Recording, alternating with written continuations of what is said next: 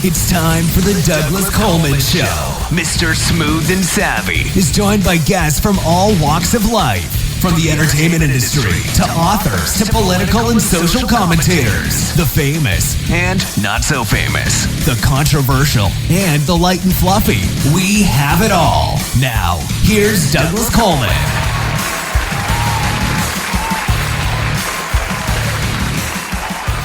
Hey there, hi there, ho there. Welcome to the Douglas Coleman Show. It's me, Douglas Coleman. How are ya? Ably House is in the house. Andrew Bockelman was here a couple of months ago, and we had a great conversation. And now we are pleased that Andrew and Neil Candelora are both here. So we're just going to continue the conversation, and with Neil this time. Very excited to have them both on. They are both great musicians, and they do wonderful Beatles instructional videos on YouTube. You can check them out. Go to YouTube and search Ably House, A-B-L-Y, and they come right up. They've done a lot of videos, and I guess they've got a lot more in the pipeline. So they will be up. It's a full show interview. And please stay tuned to the very end, because we have a little surprise at the end to go out on. Before we get to Ably House, we've got our complete radio promotional package personnel playlist. Man, there's just too many P's in that statement. Our featured artist currently is World 5, and their track is called Be You. For more information on World 5, please check out our website at DouglasColemanMusic.com and click on the featured artist link. And there you will find World 5's profile and links to all their music, social media, and website. So, lots to get to today. Here is World 5 and Be You. What's on your mind? Weighing it down, heart pounding of the hellish kind. Bonded faith and love seem to separate. I don't understand. I'm from the outside looking in. In times like these, you need a friend. You will persevere. All that holds you back is fear. Be the one your soul shines through. Get yourself in gear. Wipe away those needed tears. Be the one your soul shines through. Be you.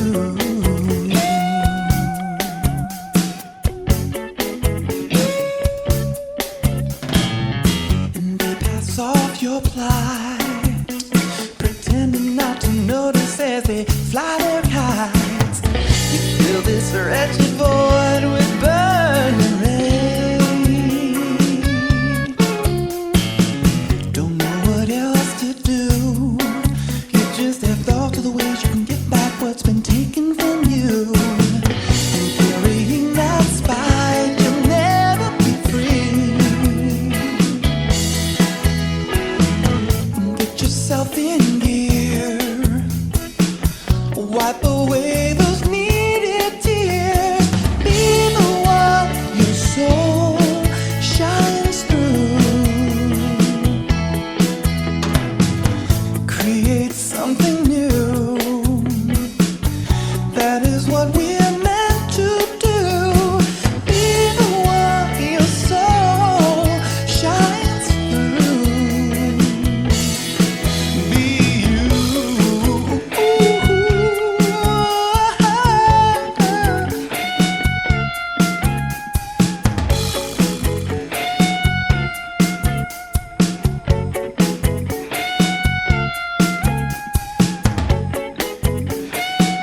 You.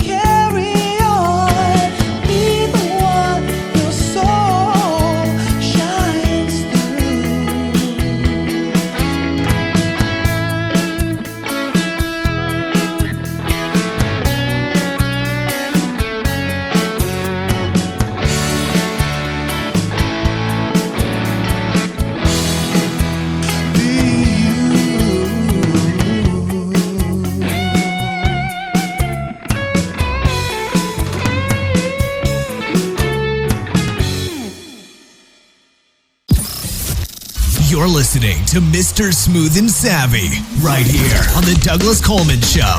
We'll be right back after these commercial messages.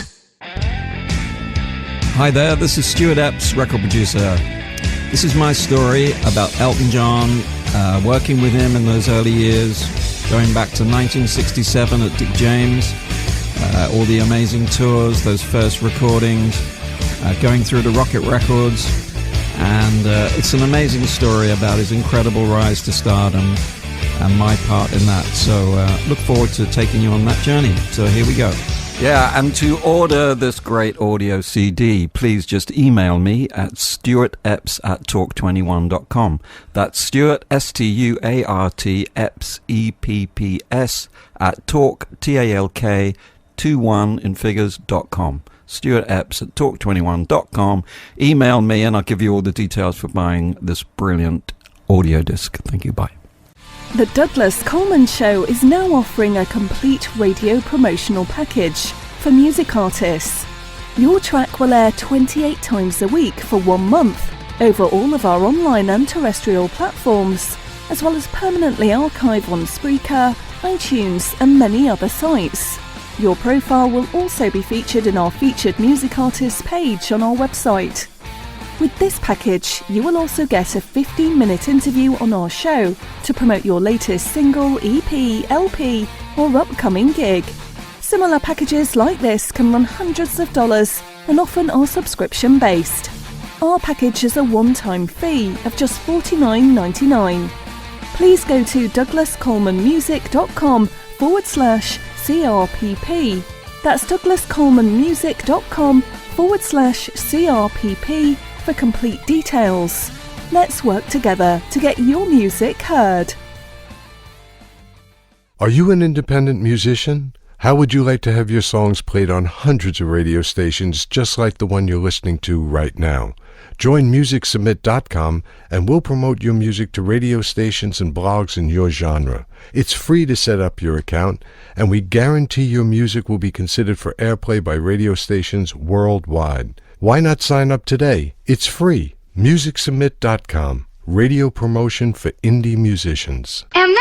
Hey, Rocky, watch me pull a rabbit out of my hat. Again? Button up my sleeve. Presto!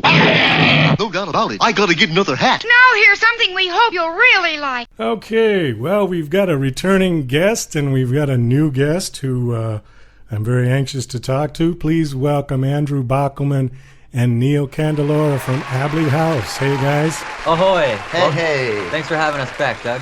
Oh, yeah. Thank you for coming on. I appreciate it. I told Andrew in the Facebook chat that I just watched your video. Where was that? It was just posted yesterday?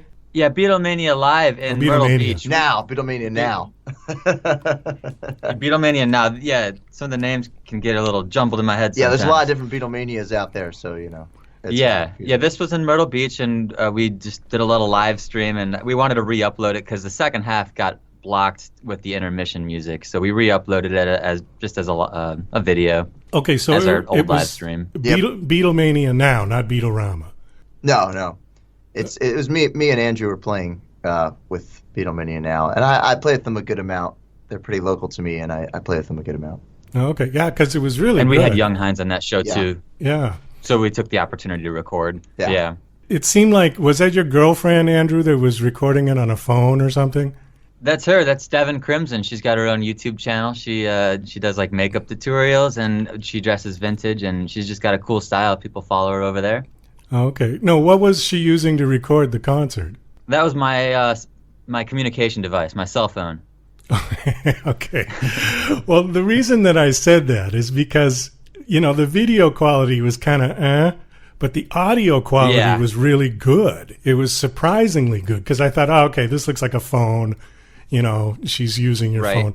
But the audio was surprisingly good because I was kind of doing something else at the moment.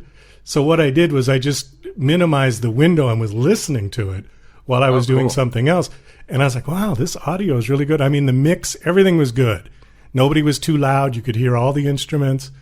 It was surprisingly good for all going into one channel. Yeah, Devin must have been sitting in a good spot. The mixing engineers must have been on their game. And we also just put a little mastering device on that one channel. Since we re-uploaded it, we made the cell phone sound a little better. But it was just one track. That's all we had to work with. Yeah, but it was impressive. It was good for what it was. It was very good, and you guys were good.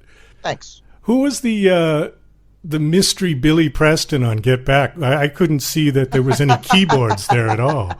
That's actually the Ably House video. That was me on piano. Yeah, that was a track, but it was our Ably House. Yeah, we finished the video. I just put a little click track to it, and then we played along to the click track. So it's nice to have a little Billy Preston in your mix when you're playing Get Back. Oh, well, absolutely. That makes the song. But I was like, wait a minute. Where's the keyboard guy? I was looking for him on stage. Yeah, one thing we also do is I'll have it where I make the track before the show. I know who I'm playing with. So I'll mute the keyboard solo so that way the John Lennon guy, whoever it is, can actually play the solo live while everything else is tracked.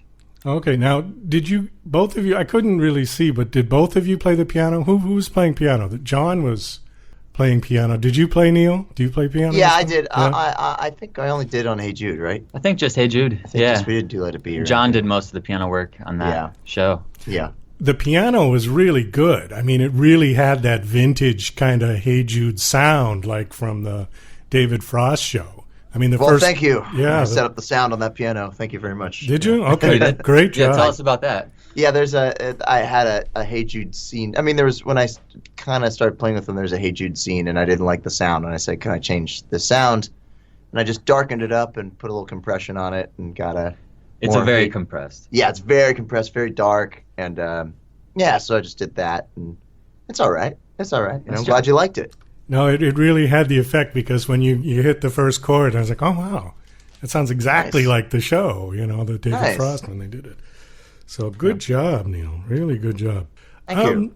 I don't want to be repetitive, because Andrew and I had this long conversation about the Beatles. Did you hear the interview we did, Neil? Did you hear it? It's been a while, as they say, but refresh my memory. Well, we talked on the Beatles. We kind of dissected the group, and as every Beatle lover likes to do. And so I don't want to be too repetitive, but again, since we have a new guest, I suppose we can, cover some things that we covered before. I don't think people will shoot us for doing that. It'll be a new perspective. A new perspective, exactly. Yeah. Before we get into the Beatles, I want to talk to Neil for a second about Neil. And if you can give us just your quick backstory, tell us. Well, I don't usually do this because I am in witness protection, but I'll let you know. No. So I was born in Florida. I grew up there. I moved to Chicago for college. That's where I kind of met Brendan and Andrew and everyone, and then I moved to New York about 2 years ago, and that's where I still am.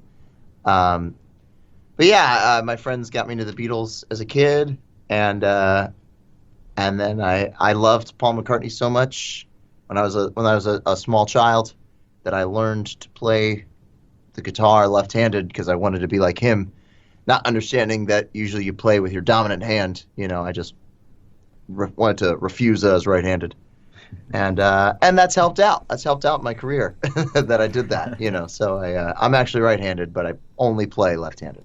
Yeah, Andrew told me that, and I thought that was wild because I'm actually left-handed, but I play guitar right.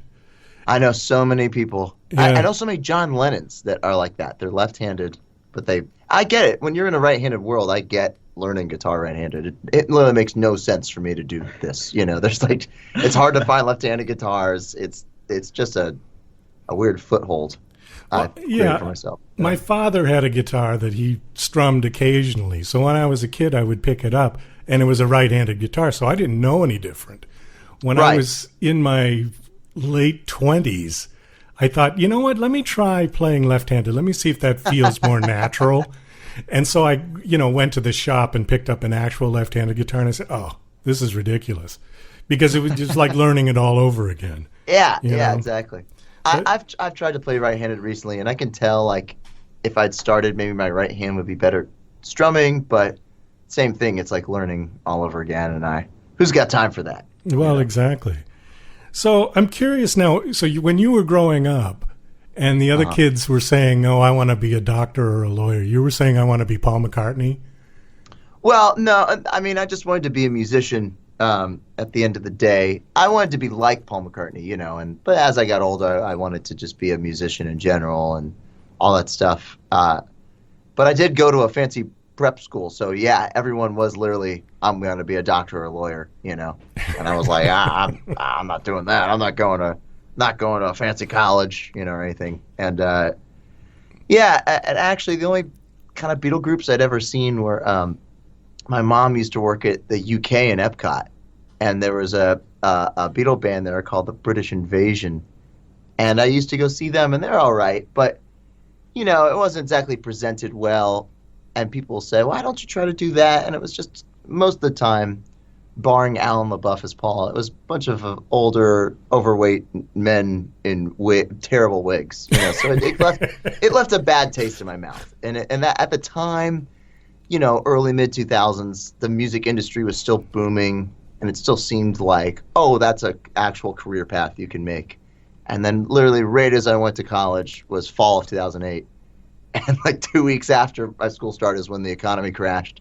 And ever since then, the music industry kind of took a big tumble and never recovered. You know, it's like, it's insane how successful you can be in the music industry and not be making any money, you know? That's very true, yeah. So, eventually I met Brendan, and he kind of told me like, "Oh yeah, like I play and I know these guys that play in Beatle tribute bands." I think I originally went like, "Oh man, like I don't want to do that." And he was like, No, like it's a good living, man. It's a good living, and it's great music to play." And I was like, "Huh."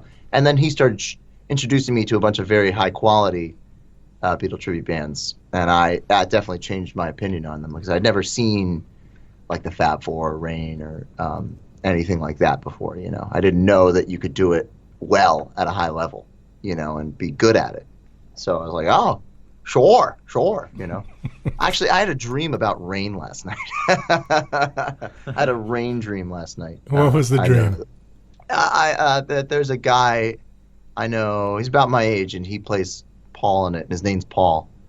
And it's convenient. he wanted to fill in for they're on tour right now, and he wanted to fill in, and I was trying to like, but see, the thing is, I'm also a part of Let It Be, and there's a big that was a big lawsuit thing. The production company of Let It Be, of Rain, split off and formed Let It Be and kind of stole their show, and there's a big lawsuit, and so that's kind of like a little bit taboo that I was like, "Yeah, can I play with you guys?" You know, so that's the whole background of that dream, was like I was trying to like get my way into Rain and kind of Mission Impossible style. Rain has been around for a long time, because I remember them from years ago. The Beatles tribute band, yeah. So there must be a few incarnations of it, right? I don't think it's the original guys anymore. No, it's not. I think the only kind of original guy left is Steve Landis, who's the John, who we played with at that Fab Four show. And their original John Lennon died in the 90s, I think, and he replaced him. Wow. And so he's been it for a while. And then the original Paul McCartney, his name's Joey Cortolo, and his son, who's Paul, named Paul, he kind of handed it over to his son, you know. And Joey Cortolo is one of the kind of most revered Paul McCartneys in the industry, you know, a big Paul McCartney veteran. I think he did one of the casts of Beatlemania back in the day, and then formed Rain and went to, you know, be on Broadway with Rain and stuff, and now his son has taken over, you know, and his son is also very talented as well. So have you ever actually met Paul McCartney? No, I've never met. I've always wanted to. I don't think that'll ever happen, unfortunately. I'll keep hoping, but, you know. Would it be weird to meet him? It would be, I think I just would be, like, speechless, you know. I definitely would not tell him my profession. I would say I'm a musician. Or I wouldn't even say that. If I met him, I would just say, thank you very much. It's really nice to meet you. You know, thanks for everything you've given me. Financially and emotionally, you know. Just try to be cool, yeah. Yeah, just try to be cool. You know, people fawn over them all the time. Just not cool. bother. You don't want to be another guy asking questions and digging in and and find the information, bothering them. You know, yeah, like they don't really remember that time that well anyway at this point. Or if it's a new question, they're gonna be reciting old answers. That's right. Paul has these semi-rehearsed answers. You know, me and my friends always joke about. You can be like, "So, Paul, what was the first song you used the Rick bass on?" Well, you know, when I saw her standing there. I said she was a real beauty queen, and John's like, we got to change that. So he changed it. She's just 17. Right. But who played the lead guitar on Drive My Car? You know, it was always writing us, like from us to you. It was like from us to the fans. You know. It's like he'll just say his stock answers, no matter what. You know. It was like that. Did you ever see that SNL thing with Chris Farley when he was interviewing Paul? I'm so stupid. Yeah, that one. Oh, that was hysterical. Yeah. No, Chris, I wasn't really dead. You know. Yeah. Well, it's cool that you can make a living at this. I think that's tremendous. And the one thing that I like about Beatles tribute bands better than, say, Elvis is that it takes 4 really good musicians to pull off a Beatles tribute band, where one guy can get up and do Elvis, and there's so many of them. I can't really name somebody who's like the premier Elvis impersonator. Right. Andy Kaufman was pretty good. But, sorry. But Andy Kaufman sort of did it as half a joke, But his Elvis was pretty good, actually. His Elvis was very good, yeah. No, I've said that before. I've played with a lot of Elvis acts. I've done a lot of Beatles versus Elvis shows. And I think the Elvis tribute industry, does something right where in the Elvis shows, they have 3 separate guys playing Elvis. So they have a young Elvis guy come out. Then they have a Vegas Elvis guy. And then they have like a 68 comeback special Elvis guy. And then an older guy doing the Vegas stuff. And it does make a difference because there are a lot of high quality Elvis guys. You got your hundreds of fat Elvises out there, but then, but there are a lot of really high quality guys, and it is easier. There almost are more better Elvis guys than there are Beatle bands because it only takes one of them, right? Right, and exactly. If you find 3 good Elvis guys, then you got a complete show where everyone is suited to their needs. Like some guys have a great early John look, and some guys have a great late John look, or vice versa. But they have to make it work for the whole show.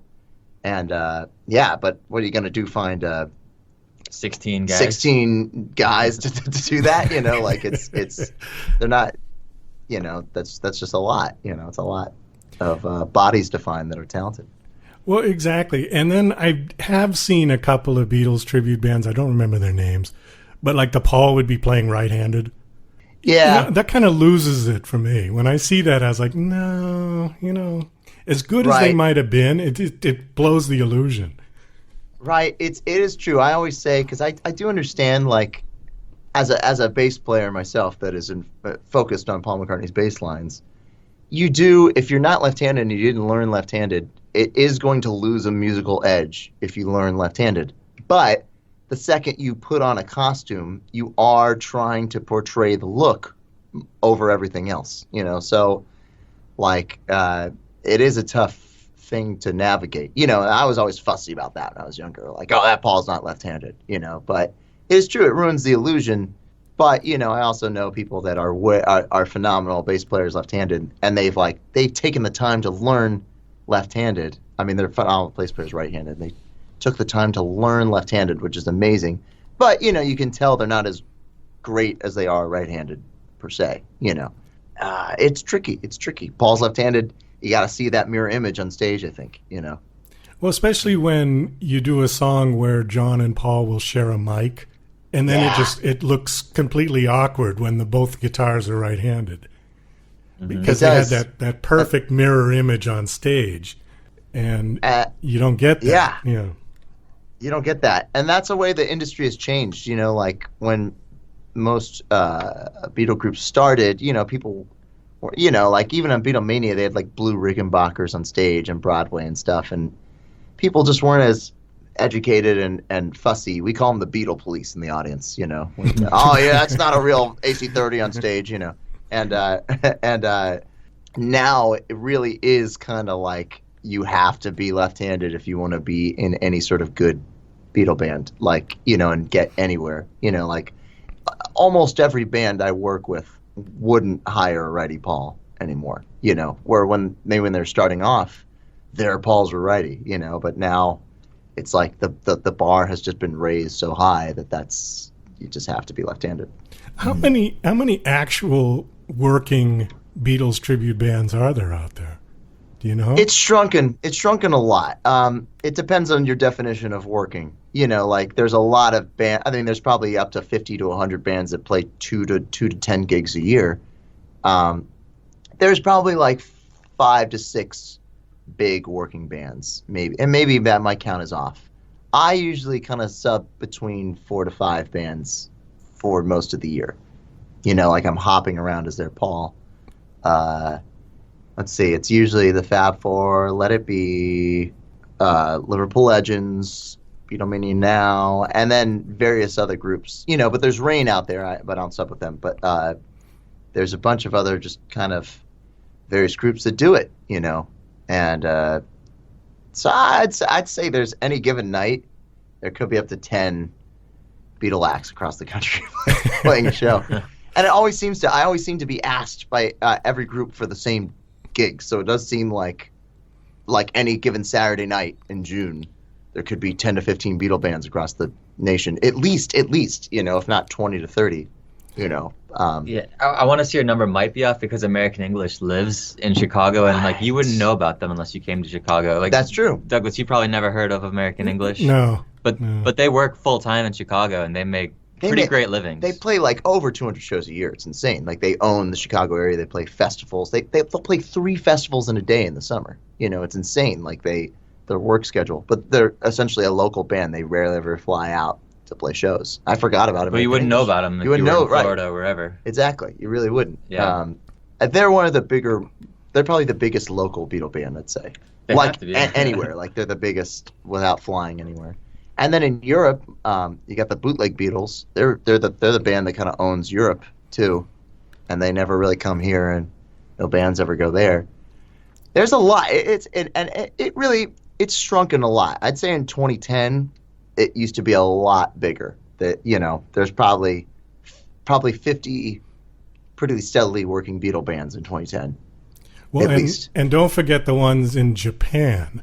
I've seen at least 2 Japanese Beatles, which is always funny. I've seen a Japanese Beatles band in Japan. Yeah. I know the Beatles are really big in Brazil, and there's a lot of tribute bands, but I don't know how many of them are working full time. Right. I just know there's a lot of them down there, and they watch our channel. They're one of our biggest markets on our channel. Is that right? Brazil, yeah. Oh. Back in Brazil. Lots of Portuguese on the channel, yeah. Wow, okay. Well, since we're all talking about Beatles tribute bands, let's shift it over to talk about the real Beatles here for a second.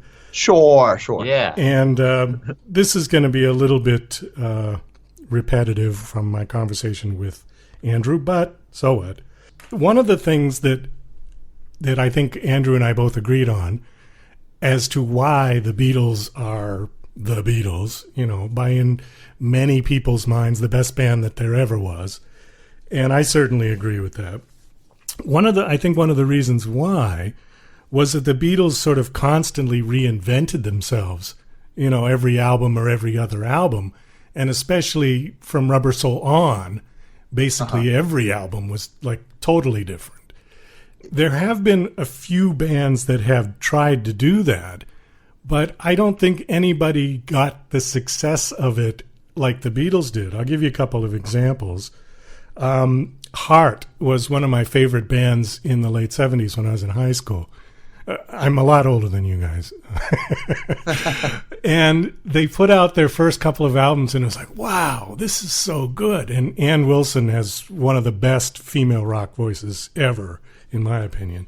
She is very talented. Yeah. And then they got signed to a huge label, and the label completely reinvented them. And their next album that came out, they didn't write their own music. They had somebody else writing it. Their look came out, the big hair in the 80s, and they kind of made them look a little, I hate to use the word, but skanky. And their music, and it was like, this isn't the same heart. You know, this is not the same heart. Okay, so that was one. Then the Beach Boys, around Pet Sounds, Brian wanted to completely reinvent the group with what he was doing on Pet Sounds, and Mike Love said, no, we should still be doing surf music. That's what people like, blah, blah, blah.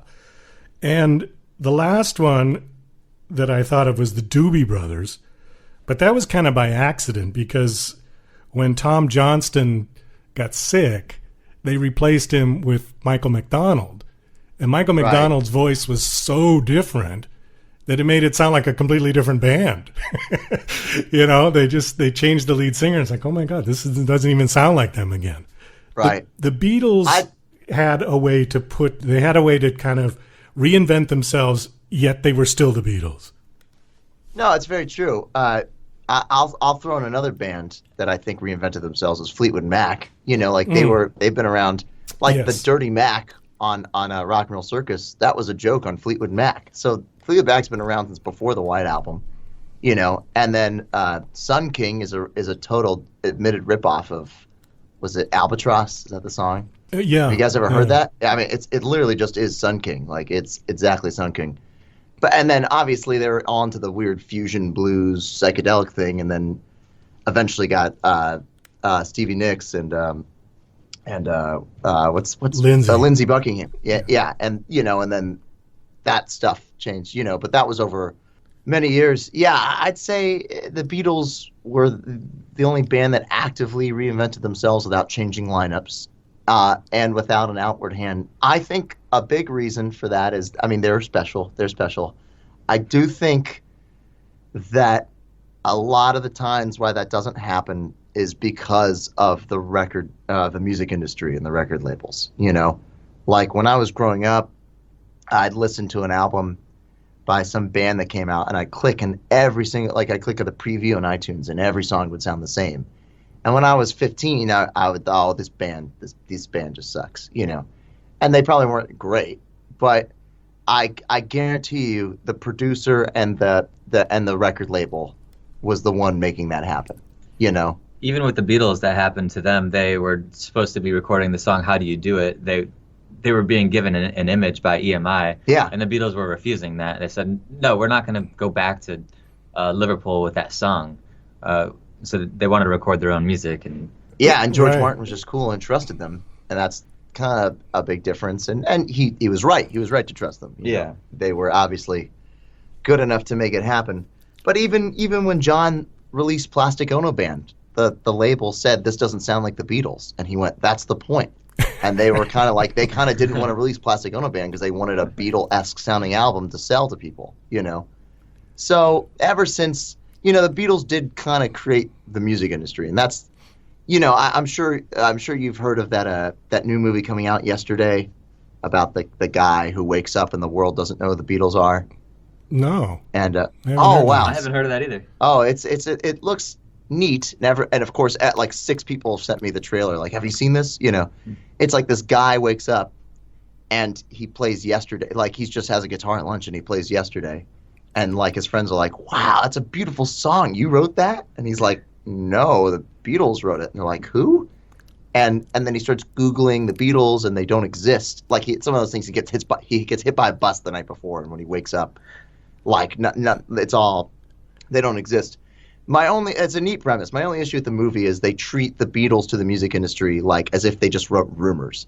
Like the only thing the Beatles added to the music industry was these pop songs. You know, like there wouldn't be a music industry as we know it without the Beatles. Oh, exactly. There wouldn't have been the billions of records sold. It wouldn't be a thing. Like it would kind of be like some other kind of smaller entertainment industry that never quite picked up, you know, because at the time it just, you know, like rock music was kind of on the way out, and it was small potatoes. It wasn't EMI was a small company, and Capitol was a bigger company, but you know, there wouldn't be the infrastructure of the industry without the Beatles, really. So everything is kind of their fault too.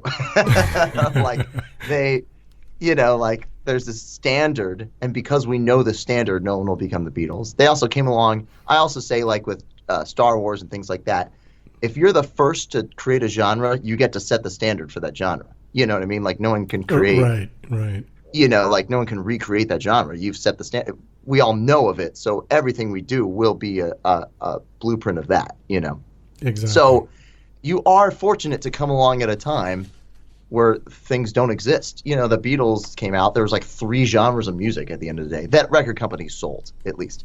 And now there's 8,000 subgenres of everything.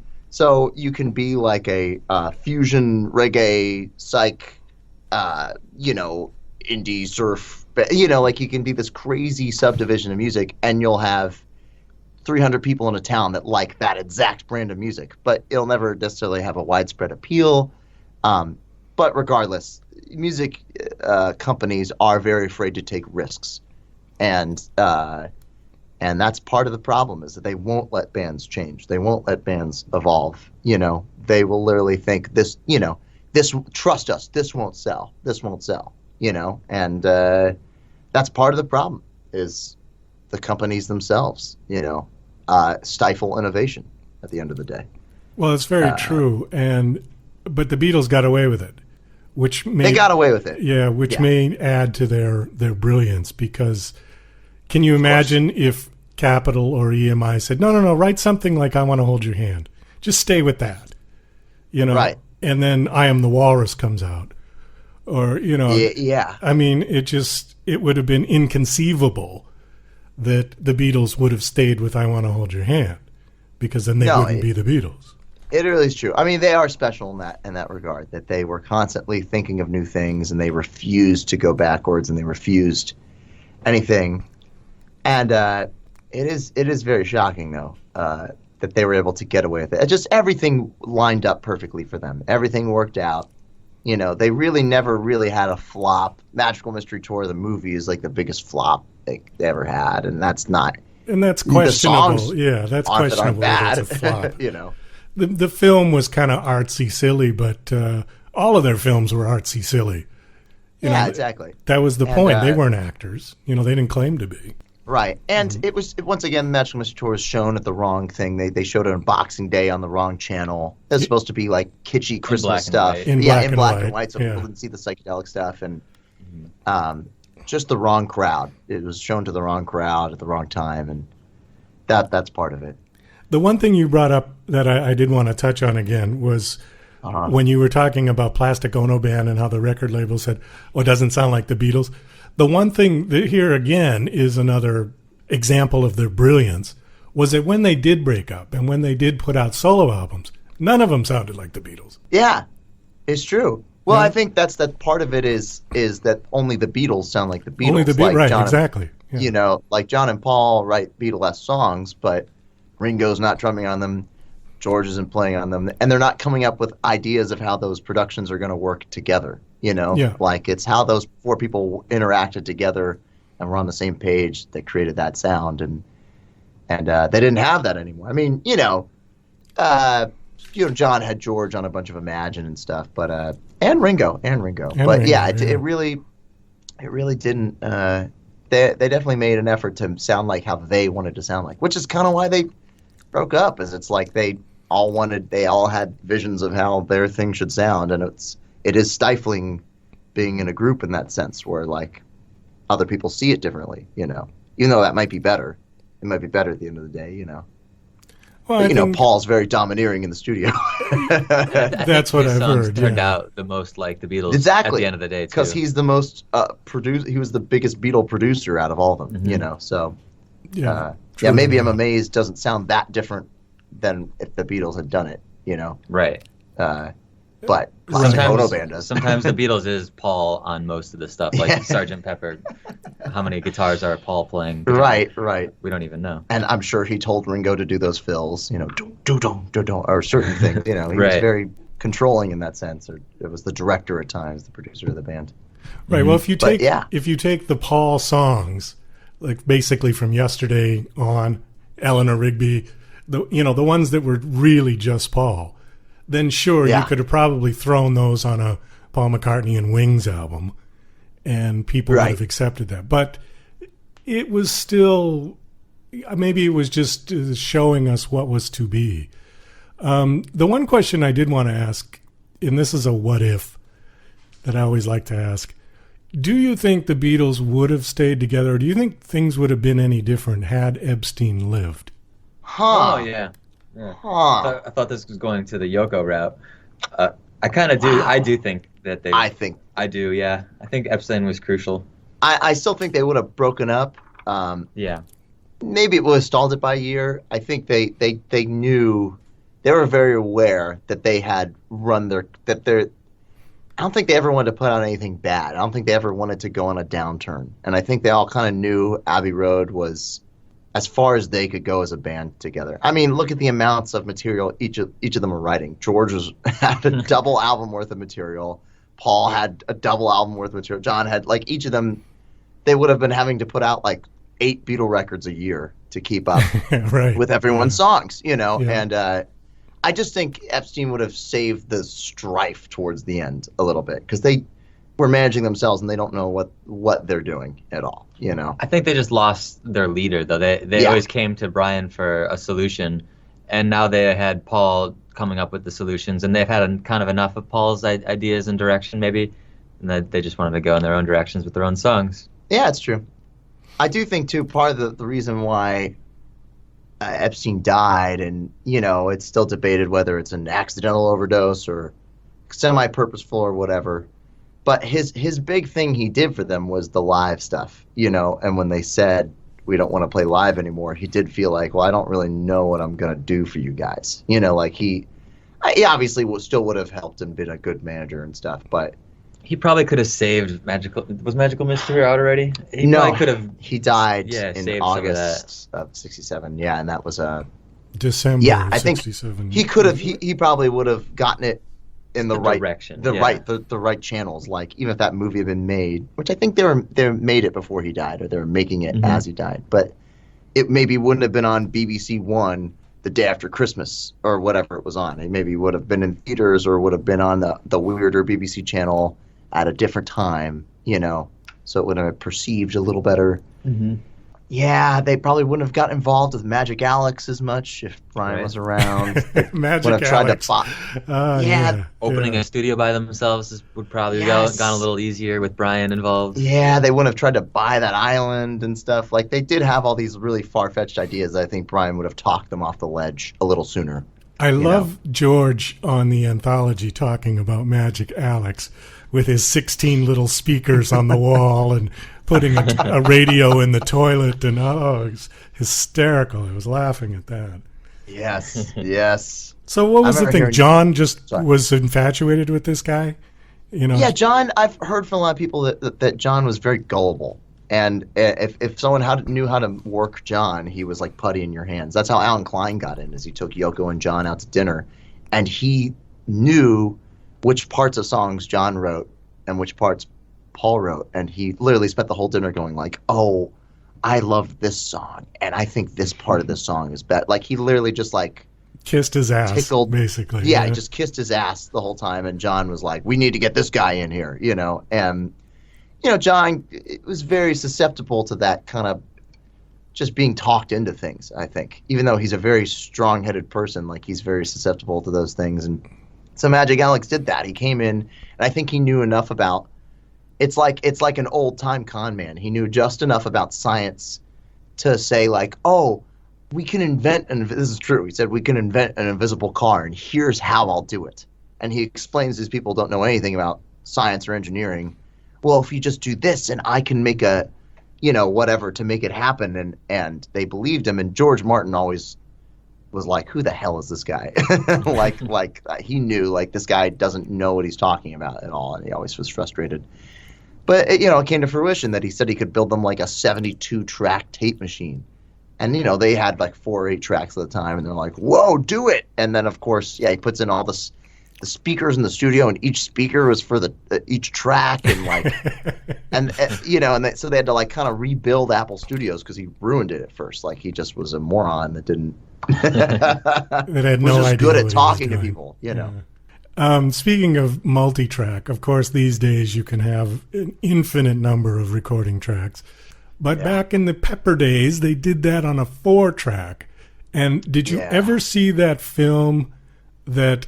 I believe it was Jeff Emmerich did. It was sort of a documentary where he grabbed a bunch of the latest bands at the moment. I mean, this is probably going back 15 years. Yes. And they tried to recreate, like, okay, let's see if you can do, you know, for the benefit of Mr. Kite, the way the Beatles did it here. We're going to give you just what they had to do this. Right. And there were a couple of bands on there that were just like, oh, can't we just cut and paste this part in? And they were like, no, that's not how they did it. They actually sang the song from beginning to end, you know, and they couldn't do it. And it was really amazing to watch these new bands fumble through the old technology. So I just wanted kind of your opinion on that. That can you imagine trying to put together Pepper on 4 tracks? No. I can't imagine that at all. I can't even imagine putting Pepper together with unlimited tracks, you know. Piecing Strawberry Fields together with the slow version and the fast version and different keys together on tape. I still don't really understand. That is all George Martin and Jeff Emmerich. That is all them. Like, I mean, like the Beatles obviously can perform it well enough to be captured on 4 tracks, but the Beatles didn't have the minds to figure out how to make that happen on 4 tracks. And George Martin talks about he got that from all the comedy albums that he did back in the day. Like they did all these crazy sound effects on like 2 tracks and stuff, and they were having to like dub stuff and bounce stuff down and edit all these things that were outlandish. It wasn't sensible, because back when George Martin started producing in the 50s and stuff, like I think at the time they were still recording straight to disc when George Martin started at EMI. Like they weren't even on tape yet. They just recorded literally like a microphone onto a record, you know? And so it was just all done live in one take. And then they soon got tape in so that you could do takes, and you had 1 or 2 tracks, so you could overdub one thing or something. So the fact that he was making these crazy comedy albums with all these sound effects everywhere was pretty like Pepper ahead of its time, and he was very prepared going into that from all that crazy stuff he did back in the day. Yeah, another thing is the Beatles were just ignorant enough to ask the right questions. Like they didn't know they didn't know what they couldn't do, and so that they're asking for technology that doesn't exist yet. And the people at EMI were coming up with solutions, like the ADT for John to get a double track where he doesn't have to sing twice. They found a solution to loop the tape around and wobble it so it sounded a little different, where that no one had done that before, and John didn't know it couldn't be done, and he wanted it done, and they found a solution for it. Right. It's true. Like they were brilliant engineers at that studio and stuff. Like they really, I mean, they wore lab coats and stuff. They took it very, very seriously. Unlike myself included, most engineers today. But not that there aren't talented people out there, but it's not like a science. We don't treat it like a science, you know, or like we're doctors or something. It's the creative process, man. Yeah. You know, it's like, oh, let's experiment, you know. And Jeff Emmerich was the right amount of, he was like their age or a little younger, so he was willing to like do things that he would get in trouble for at the studio. He was younger, yeah. Yeah. Like he talked about in Revolution, how they plugged the guitar straight into the board and overdrove the channels. Mm-hmm. He said, you can't tell anyone we're doing this. I'll get fired if they find out I'm purposely overdriving these channels on the board, because you could blow the tubes up, you know. His first day as an engineer was putting a microphone inside of a kick drum on Tomorrow Never Knows, or something around that time. You're not supposed to do that. Right. Or Paperback Writer, the 2 bass cabs, rewiring it so they're... It's 2 cabs, one's a microphone, and the other cab is the bass. Yeah. So he got in trouble for that. He got in trouble. He got in trouble for rewiring the cabinet. Yeah. You know what's amazing to me though is that because all of that was analog, and you guys know that every time you bounce, you lose a generation of sound, at least theoretically, right? Every time you bounce from one track to another, or bounce 3 tracks to one, and how many times did they have to do that for Pepper, and how come it still sounds so good? Well, you lose a generation, but what they were recording on very high quality stuff, like the tape machines they were recording on, and the amount of tape they had on, like the amount of space they had on the tape for each channel was pretty high quality. So yeah, it just wasn't like pristine sounding, But they also said they kind of liked it. They kind of liked the quality loss when they bounced it down. It sounded a little cool. We take a digital mix and we run it through tape because we like that quality loss too. Right, exactly. Like, and I wouldn't say, it's hard to say it's a quality loss. I think it just colors the sound. Like, it's just not as full sounding, which almost sounds better sometimes. You know, like when sound is too realistic and too full sounding, that's not. And George Martin talked about that. How up until the Beatles and him producing things, it was like how people saw photographs. It was like, we're trying to replicate sound as you would hear it in a room. And around the 60s and stuff, it was like, we're trying to like do an impressionist painting. It's like sounds you wouldn't hear in a room. You know, like we're trying to make this drum kit sound crazy. You know, when it's like she said. That's not how Ringo's drum kit sounded in the room. It's totally compressed and all that stuff and everything. Like, they're trying to make it sound interesting and different than it does naturally. And that's part of that process, is bouncing stuff down and gives it a sound. It gives it a sound. I don't think it's bad necessarily, unless you want it to sound perfect. And Queen still sounds good. Yeah, exactly. You know, like it's still very, I think Beatle records still sound good. They're very high quality, and I think it just adds to the coolness of the sound at the end of the day. Well, I have to agree with you on that one, because the first time I heard a Beatles album that came out on CD back in the early 80s, I hated it. Absolutely good for hated you. it. Good for you. I said, this Most sounds other people ridiculous. are It sounds sterilized, is the word that I used.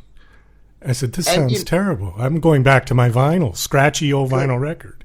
Good job, because you know, I was raised, my dad was like 21 when the White Album came out, and I was raised as a kid. He was very much that mindset. Oh, this sounds so much better because the clicks and pops were gone, and it's a clean signal. But overall, I agree with you. And part of the problem with that too, and why the remasters came out in 2009, was, you know, when you mastered sounds for vinyl, you couldn't have a lot of low end, or else the needle jumps off. So they have this EQ curve for vinyl that your vinyl preamp makes up for. You know, like, so, and you can turn up the low end and stuff and make it sound full and all that.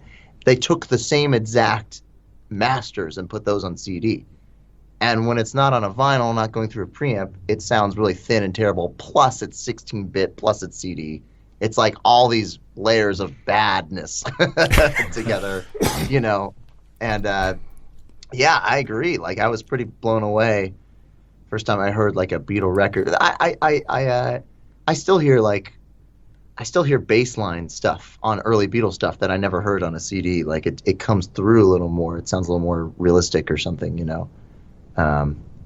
Yeah, good job realizing that isn't as good. No, and I still, you know, the only advantage to me is that I can have like the entire Beatle collection on my phone and listen to. That's the only advantage. But if I really want to listen to something, you know, you got to get out the vinyl and listen to it through two speakers. You know. Yep, 2 speakers, vinyl, or like if you get like a 1/4-inch tape of something, that sounds very good too. But it's hard to find. But yeah, I completely agree.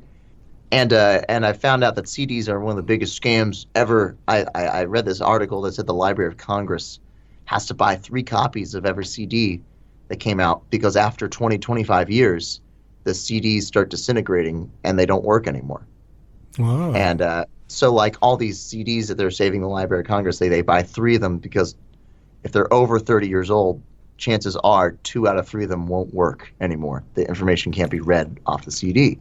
So, yeah, you know, in vinyls, it might be bad quality, it might have a bunch of clicks and pops and scratches on it, but there's records from the 20s and teens that you can still play, you know. Well, that would be 30 years old. So if you get a vinyl record and say you don't open it, conceivably it would last forever, right? Yeah, if it's in the right temperature conditions. I know people who have had their vinyls melted in heat waves and stuff. Well, okay, so it's like film stock. You got to keep it in an air-conditioned, dry, not too much humidity, et cetera, et cetera. Yeah. Yeah, but conceivably, yeah, it's a physical thing that as long as it isn't damaged, you should be able to listen to it for forever. But the CD would just disintegrate all on its own? Yeah, because there's the same thing. There's a way people recorded in the 90s. They were called ADATs, and it was tape but it was like computer tape. Like it stored information on the tape. It stored digital on a tape. So I've talked to a bunch of people that said they recorded stuff on ADAT in the late 80s, early 90s, and they've pulled out ADAT tapes.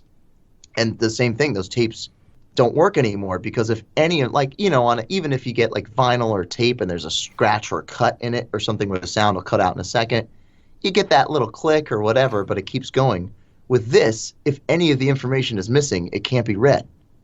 And that's the way CDs are. Like if one little piece of a CD goes, it's complete. It's a whole part of a puzzle the computer can't put together to read it anymore. You know, they're all even all this, especially the CDs I burned in high school. You know, of like my own music from high school.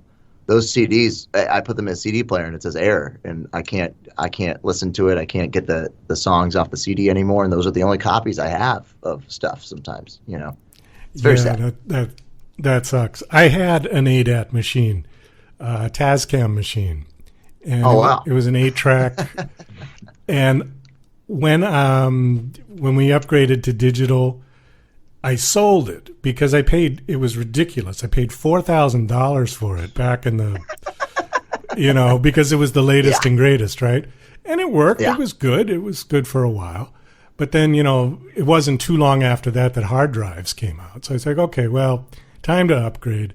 So right. I sold it. And stupid me, I left my master tape in the machine when I sold it. Oh. So all the songs I had written a half a dozen songs at the time. Right. All the masters all gone. You know, and I was like, what am I going to do? You know, so I had to re-record the whole thing. Re-record all my masters again.